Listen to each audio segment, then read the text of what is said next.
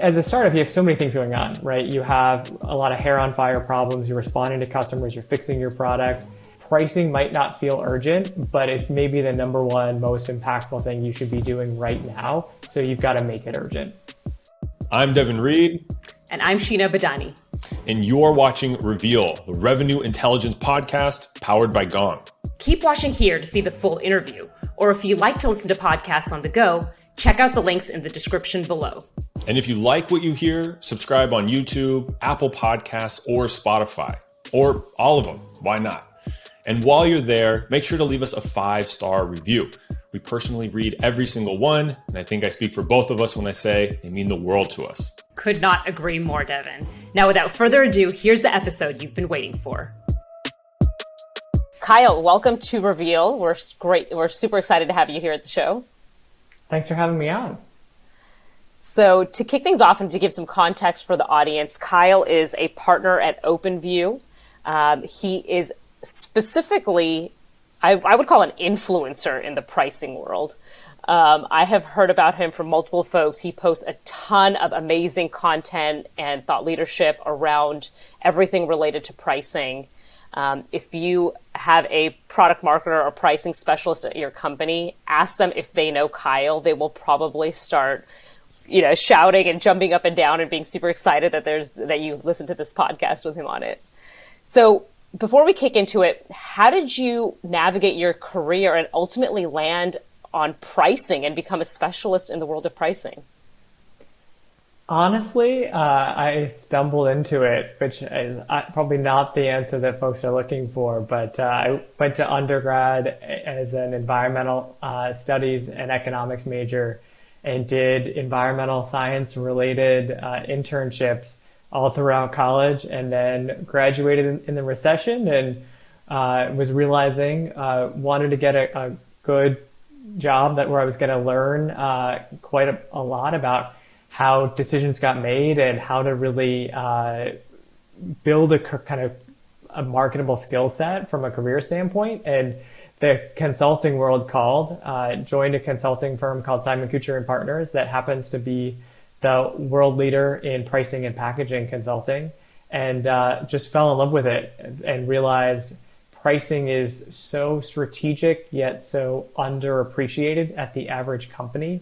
Most SaaS companies don't have anyone that focuses on pricing and packaging until they get to about 50 million in ARR. And so it's just fascinating. And the combination of behavioral economics that goes into it, kind of consumer or customer psychology, analytics, that becomes part of making good pricing decisions. Just a really fascinating topic. And so spent 6 years at Simon Kucher, and then have kind of continued in my role at OpenView, working with our portfolio companies on pricing and packaging. I saw that you recently, I think it was a couple months ago, started a newsletter called Growth Unhinged. And your social post alone and some intrigue around you got me to subscribe. So I'd love to hear a little bit about that newsletter and what motivated you to start it. Absolutely. Well, so I sit in an interesting role at OpenView where I'm working with not only our portfolio companies, but broader companies in the SaaS landscape around different topics around growth and scaling a startup from 0 to 100+ million annual recurring revenue.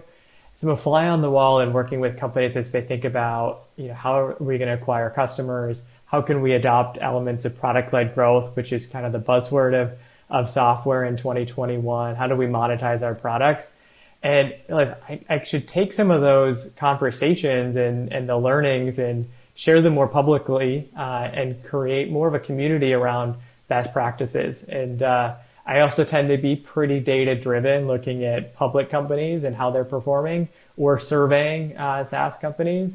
And so all of my content tries to be practical and kind of real life with a company, while also bringing in outside data, evidence, and examples to support it. And we're a few months into the journey, and the reaction's been positive so far. So I have to keep doing it now. Congrats on early success. I saw you had 900 people register on the first day, wow, which is saying something. Yeah, apparently there's some pent up demand for pricing content. And yeah, you might be new to it, and I think a lot of people stumble into it, but once they get bit by the pricing bug, it's something that doesn't go away because really, I mean, every product needs to be priced, and everything you buy has a price on it, and that's not Yeah. some miracle of supply and demand sets a perfect price for you. There's actually people who get together in a room and make a decision around how much you should pay. It's fascinating how those decisions get made. Yes, in a previous life, I was a sales rep, usually at early stage companies, Gong included. And I was always fascinated with the concept of changing the pricing and the pricing model. So I always thought it was interesting. But as a sales rep, you're not involved in those conversations too often, right? You're given a slide and some enablement, and you're told to go to market. So I do find it fascinating. So I'm very much looking forward to hearing from you today. I'll say that the limit to my experience was early days of Gong, selling with our VP of sales, and we were in a small room, as most startups are. And he looks over, he's like, "I think we can raise the price." I'm like, "Oh, cool. Like, what makes you think that?" He's like, "I don't know. I just think we can do it." So we picked a number out of thin air, raised it to that much, and just started going to market, and people paid for it. So I'm excited. Also, to say I'm very excited, Kyle, to hear the right way to do it, since I doubt, a quick, passing conversation is the most strategic way to land on that. It's not the most strategic way, but that is something that comes up way more than most companies would admit. And in fact, when I survey companies around pricing, the average startup increases price by more than 50% from seed to expansion stage, and then another 50% from expansion to growth stage. And so typically, companies are quite underpriced early on. And then it's actually fascinating because as a startup, you have so many things going on, right? You have a lot of hair on fire problems. You're responding to customers. You're fixing your product. Pricing is not normally the most urgent hair on fire thing for you to go solve, but the revenue impact of changing pricing, especially if you can increase price by 50% and your customers are still buying, that's a pretty significant impact. But it's not the thing that seems urgent to go fix. But what I kind of argue for a lot of folks that are earlier stage listening is that pricing might not feel urgent, but it's maybe the number one most impactful thing you should be doing right now. So you've got to make it urgent. Can you elaborate, why is it so important? Of course, for sales folks, that's how they're getting their commission. For a revenue leader, for the CEO, those are the targets that they're setting for their company. But why should it be your number one or number two or number three strategic initiative? Yeah, so I'll walk through a few reasons. Well, I guess first off is the opportunity to raise price is pretty significant. And the revenue growth implications of doing that are pretty major. So when I've surveyed companies that have changed pricing, which is almost always a price increase in the startup world, 98% said that their revenue growth increased after they did it. And 40% said their revenue growth increased 25% or faster because of that decision. And if you think about the number of things you can do as a business to grow by 25% or faster, more than you're already growing, how many can be done relatively quickly and without additional headcount on your team to go implement? Don't increase your cost of acquisition necessarily or your cost of goods sold. Pricing is just the most powerful lever that anyone has. So I'd say number one is that revenue impact. And then I also would challenge companies to think about it in terms of being able to have a foundation to grow the business. And so you can only invest so much in acquiring customers, right? Building a sales and marketing experience to attract folks. You can only build so much of that insofar as you can pay that off with with how much your customers pay. And so that's your CAC payback period. It has to be fairly healthy. If you're able to increase price by 50% and convert the same percentage of customers that you had before, all of a sudden you can afford 50% more in sales and marketing to go attract more of the right customers. And so you can actually build a business that is not only growing because of pricing, but allows you to fund future growth efforts, a bigger sales team, more marketing spend to attract the right customers. And actually, that's a foundation where all of a sudden you haven't just grown 25% faster because of pricing. You've set up a foundation to scale 50%, 100%, more than that. And it started by rethinking how you were approaching pricing. On the topic of increasing pricing, I feel like it's kind of easy for a vendor to say, oh, we're going to increase price. Okay, sure, we're going to have higher revenue. But that has a huge impact on your current customers, and you have to now notify them that price is changing, assuming that they're going to continue to renew. So then that's how you'll hit those 25% growth or whatever number you're aiming for. What is the best way for sales teams, customer success teams to communicate this, and what do you need to be communicating to your existing base of clients? Well, I'd first off challenge that assumption. It's possible that you're going to go back and change pricing on your existing customers, but it's not mandatory. And in fact, if you're doubling your headcount or your customer count year over year, that revenue that their new cohorts of customers are bringing in is going to be much, much more impactful than the install base after you look back at 12, 18, 24 months from now. And so you might find, if you're in that hypergrowth mode, that it's not even worth it to go back to your existing customers. The juice isn't worth the squeeze. And so I try to bifurcate the decision. Like, does it make sense to change pricing? And then based on that, does it make sense to go back to your existing customers and change pricing on them, or just the new cohorts of customers? And on the new side, I'd say a lot of folks don't know how much they're going to pay for your product before you tell them what the price is, which gives you a lot of flexibility on how you approach pricing for those customers. Your existing customers already know how much they paid, and now it's a price increase. But for your new customers, essentially, this is just what the price is going forward. And I always want to test pricing on new cohorts of customers that don't have these preconceived notions, haven't been told what to expect. And you can see what that impact looks like. And that de-risks or gives you a lot more confidence before going back to the install base. So always do that first. If you are going to choose to go back to your existing customers, there's a few things I like to do that makes the price increase go over a bit smoother. The first is generally to validate, hey, is a price increase the right strategy, or is there a different approach we should be taking? Should we charge on a different metric? So should we charge on usage rather than just users? Or maybe should we offer different packages where there's a more expensive enterprise edition that we can go upsell customers into at a higher price rather than charging more for everyone? So with that in mind, you might also think about where are customers in their journey with you, and do you want to take a one-size-fits-all approach or be more segmented? So you might say, hey, there's customers that are at risk of churning based on their usage patterns.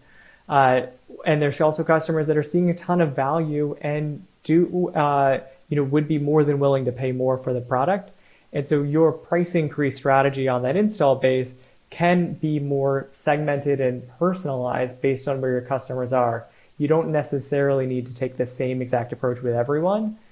And then the final thing I'd say is pricing changes with your customers can be also a way for you to talk about all the great things that you've done over the last 18, 24 months, what features you've released, investments you've made in them, and what investments you're going to continue to make. And so while it's at the end of the day a pricing conversation, I want it to also be a conversation around value and helping customers kind of see the innovation that you're able to provide. Because many folks, especially we're in B2B software, right? So if you're selling to a business, that business understands that if they're paying more for a product, they're okay doing that if they're going to see more value over time. And that's something that I think a lot of companies forget. They think it's just about price. It's really about price versus value. That's really interesting, Kyle. And I'm also curious, how does sales play a role in this? And I don't mean the activity of sales, but the sales department, the sales lead. Are they typically part of this decision-making process? Are they involved in maybe like what we call like a tiger team, right? We're like, let's try to go into market on a small scale and see how it's received, or maybe a third option that I'm not even thinking of. Well, the way a lot of times the way sales is involved is the way you talked about at the beginning of they're told at the end, hey, here's the new price list, here's some enablement, here's a one-pager on it, take this training, otherwise you got to start selling at this new pricing. And then folks wonder why it's not adopted very well by the sales team, or why there's discounting behavior, or why people aren't consistent when you go back and audit the Gong recordings later on. I like to involve sales much earlier, and starting with even just understanding what you want to fix about pricing. Sales is having all of these conversations with customers and getting feedback on pricing in just about every one of these conversations. And so you should be listening to the recordings on how is it brought up, what are the questions that customers typically have, what objections are raised, and then also interview the sales team of what concerns they have. Because also, if you can get sales' input at the beginning, you're going to come up with a better answer in the end and have a better chance of folks actually implementing it in the field. And then when you do have pricing that you want to go move forward with, I typically like to pilot that pricing with a handful of reps before implementing it live across everyone. And I typically look for forward-thinking reps that are open to a new approach, typically have been higher performers that can sell new products, that can really wrap their head around these changes. And then what happens in some of these successful cases is that the new reps are, doing really well with the new pricing. They're achieving higher deal sizes. They don't have a ton of pushback. And all of a sudden, all of the other reps are actually asking, hey, when are we going to get access to this new pricing as well? And so when you pilot it, you can be surprised about pricing changes being a pull from the field and generating excitement versus having to kind of constantly fight and getting the reps to adopt it. That's really interesting. I can't remember a time where we were arguing to be on the new pricing strategy. So maybe we had something to learn, and that's not Gong. That's previous. You mentioned it though, like anecdotally, yeah, the sales team wanting to get more involved, wanting to adopt this is a great sign. Is there any other way that you typically measure the success of the rollout of a new pricing strategy? Well, the success is going to depend on the objectives a company has with the changing pricing in the first place. And so you might be trying to increase your average contract size, in which case you're looking at what's the change for this new pricing versus the old pricing. You might be actually trying to speed up the sales process and close deals faster.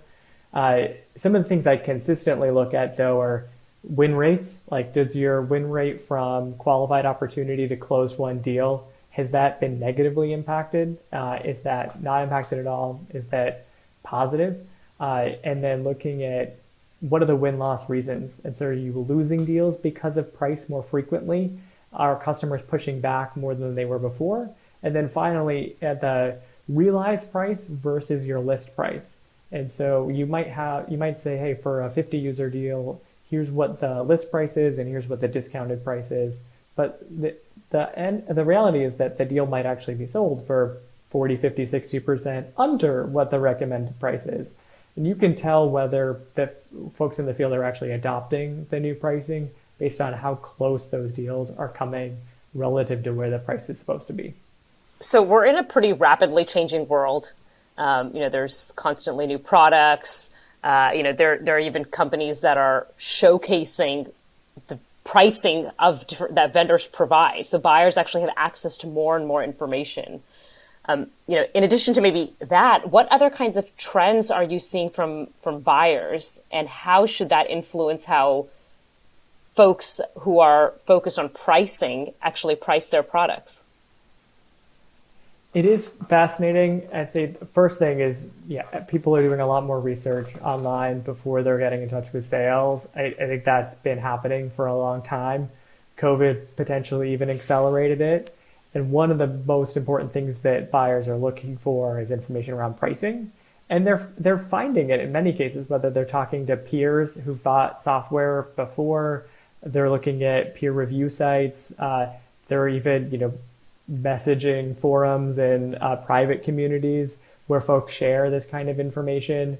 And so if you're a buyer, actually, or if you're a vendor and you are not transparent at all on your website with pricing, you might actually be missing out on an opportunity to both get that traffic, which is very high intent traffic. Pricing pages tend to be like the second or third most visited pages on a company's website. So you're missing out on all those people who want that information, and you're not able to present it in the right light where buyers are all of a sudden searching for information, and then they find it about you on someone else's website rather than on your own website in a way that you want to position it. So that's first off, is doing more information. And then I'd say the other thing that's come up loud and clear is that end users, rather than just executive buyers, are becoming more important in purchase decisions. And that's happening at organizations large and small.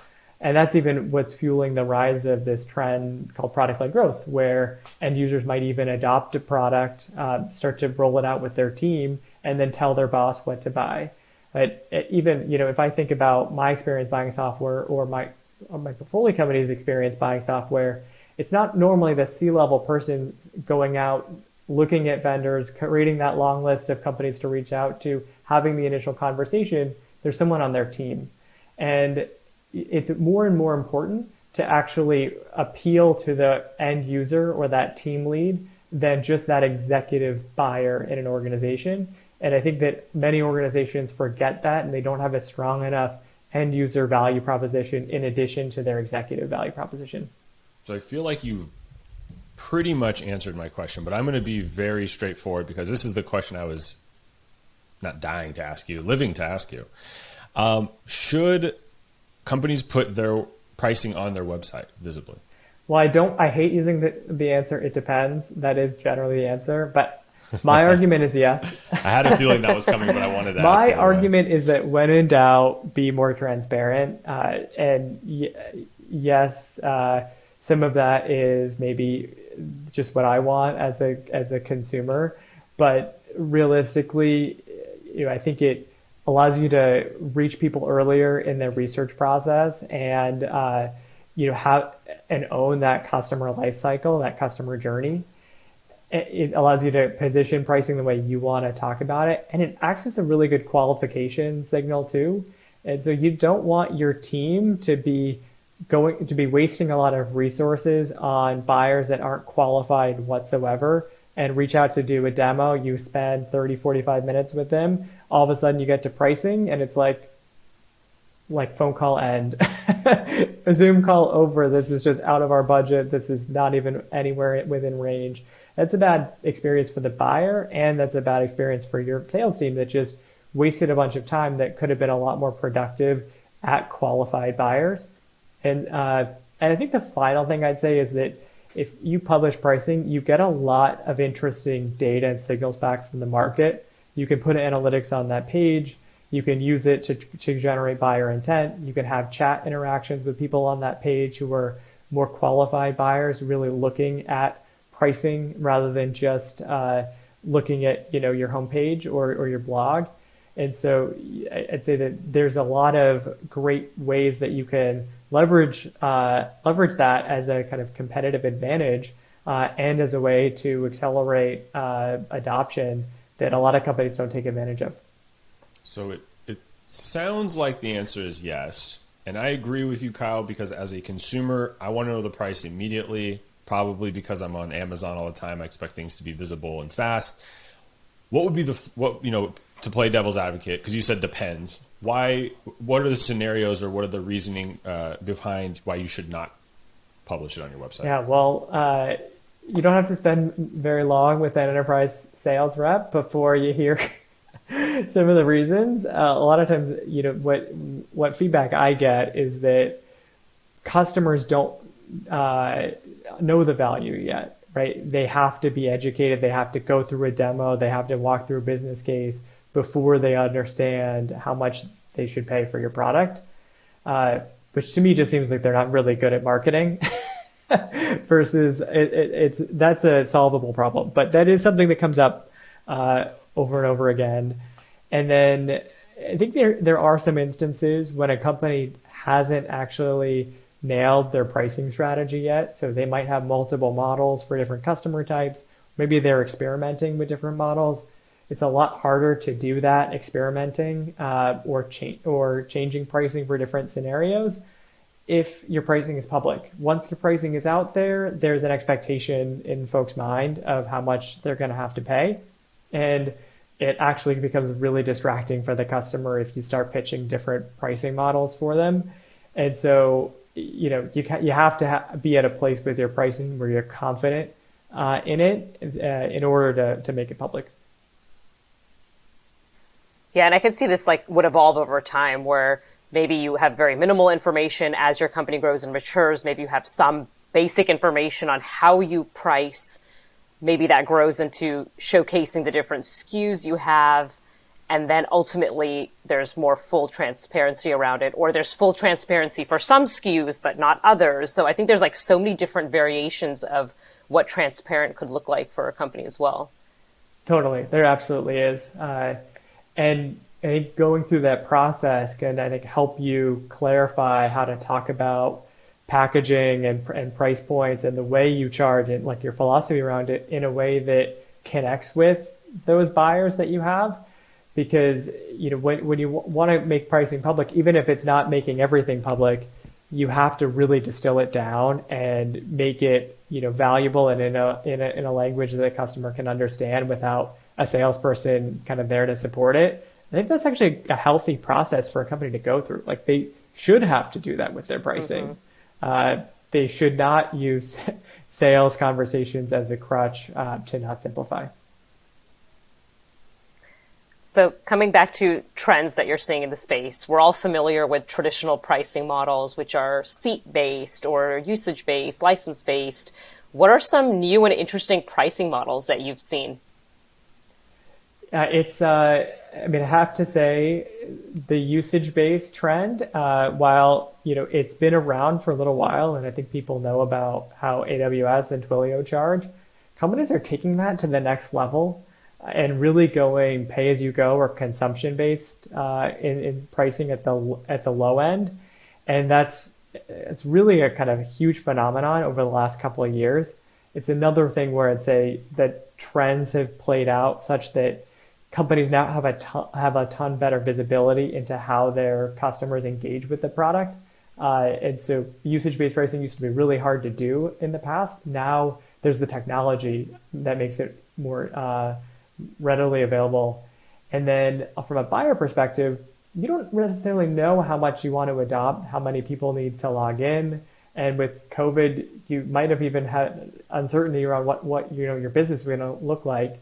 And that ability to pay flexibly based on exactly how much you consume is a much more attractive value proposition, I think, now than it used to be a few years ago, where everything seemed very predictable. We just we know our headcount, we know what our business is going to look like. We want to, lock in our budget for it. We're just in a different environment now.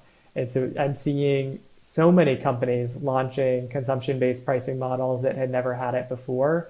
And those companies performing super well, which is making it interesting for other companies.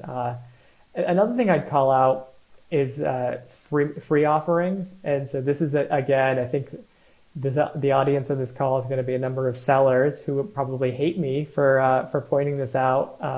But when we look back at COVID and the lockdowns last year, one of the first ways that companies responded was they said, our demand just fell. No one is engaging in sales conversations anymore. We've got to do something to get people interested again. And so you saw companies launch free editions. Maybe it was free for 90 days, free until October, until the end of the year. Many different campaigns around free. But what's fascinating is that those campaigns did so well for different companies that they decided to make them permanent or introduce, fully free versions. Even companies like GoDaddy, which is 90s era hosting business, kind of not a freemium SaaS company in the traditional sense, they tested freemium as more of an A/B test, an experiment around April of last year. And it worked so well, generating millions of new signups, that they've slowly exposed more and more traffic, and now it's just their default model for going to market. JFrog, which is a public company in the developer space that targets large enterprise companies, launched their freemium edition in October. I've seen dozens of companies from startups to public companies start to launch free editions for the first time, and the results have been staggering. All right. So, Kyle, I'm going to mix it up on you a little bit. Gina Uh-oh. doesn't even know about this. At the end of every interview, we ask our interviewee the same question, but I'm going to change it a little bit for Okay. you. Are you ready? Let's go for it. How would you describe pricing in one word? In one word. Oh, I can only use one word. That is really difficult. I guess the word that comes to mind most is value, because to me, pricing is ultimately it's a judgment on how much value you're creating for customers and how much of that value you think you can capture. We're in software. We're generally pricing based on cost, because then our prices would essentially be zero. And the biggest cost is our cost of acquisition and not our ongoing cost of delivering the software. So it's actually just a fascinating study of who gets value, why they get value, when do they get value, and what do they need from you in order to see that delivered. And so, yeah, if I think about anything related to pricing, it's value. So, great answer. Want to validate you. The question we usually ask, and I did this on purpose, is how would you describe sales in one word? And obviously, as the pricing and packaging guy, I wanted to switch it up on you. But there's something to be said that multiple sales leaders come on the show and they say sales described in one word is also value.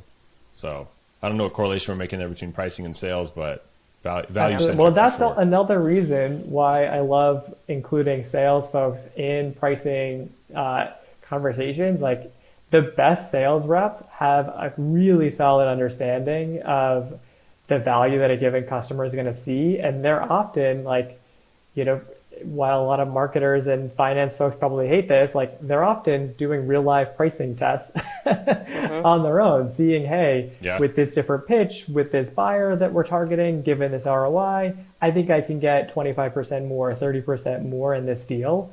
And folks look at that and say, hey, they're not following our standard practices. But I look at it and say, hey, they're really smart at understanding who sees value and when. And let's try to take those insights and apply them to a more consistent way of pricing. Well, Kyle, it was really great to have you on the show.